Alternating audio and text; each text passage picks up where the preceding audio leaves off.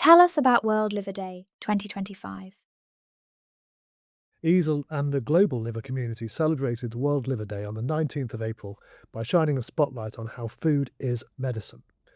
This campaign focused on balanced nutrition and the really positive impacts that food can have on liver health as well as overall health. We had professionals from around the world describing the challenges that some people face in accessing and affording healthy foods and the types of policies and commercial influences that shape our food environments. How does the social, political, and commercial environment impact the access to and affordability of healthy food options? Income inequality is really important here. Low-income households can often struggle to afford healthy food and have the dual challenge of being low on both income and low on time, which makes it even harder for them to spend the time needed to cook nutritious meals. Education is really important. Understanding and knowledge about nutrition varies by social group, and those with limited access to health education may simply not know how to prepare healthy meals.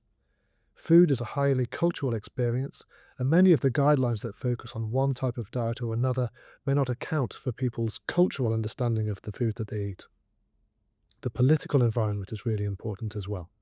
Regulations, food standards can make it either easier for people to make healthy choices by taxing unhealthy foods and subsidizing healthier options, or they can do the opposite if they allow unhealthy foods to become cheaper. The commercial environment as an extension of that is also a really important part of how people make food choices. Aggressive marketing of food and advertising of high-calorie, low-nutrient foods, especially to children, will have a significant effect on how consumers choose what to eat. What policies are EASL and the liver health community pushing to be implemented at the EU level?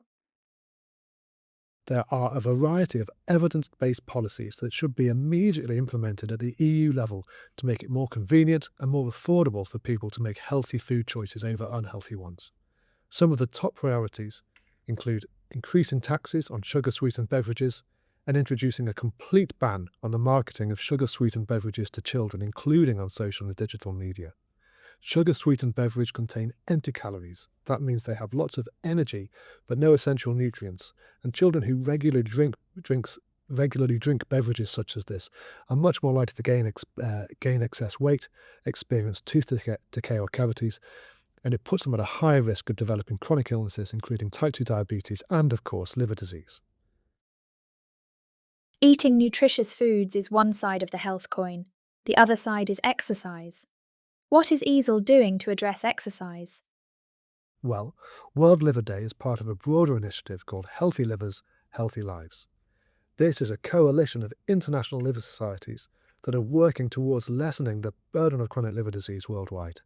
Part of that is advocacy, pushing for activities to improve health policy and regulations across different regions of the globe.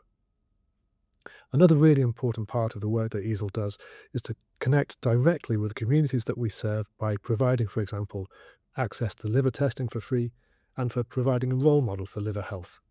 At our upcoming EASL Congress 2025 in Amsterdam, EASL is providing free liver tests to members of the public over the full 5 days of the conference and will be visiting schools throughout the city to enhance school-age education about nutrition and liver health. And as for me, starting on May 6th this year, the day before the conference start, myself and some colleagues will be cycling from Leeds in the UK to Amsterdam in Holland, which is our first ever campaign to promote sustainable travel, sustainable in terms of the environment and sustainable in terms of our liver health.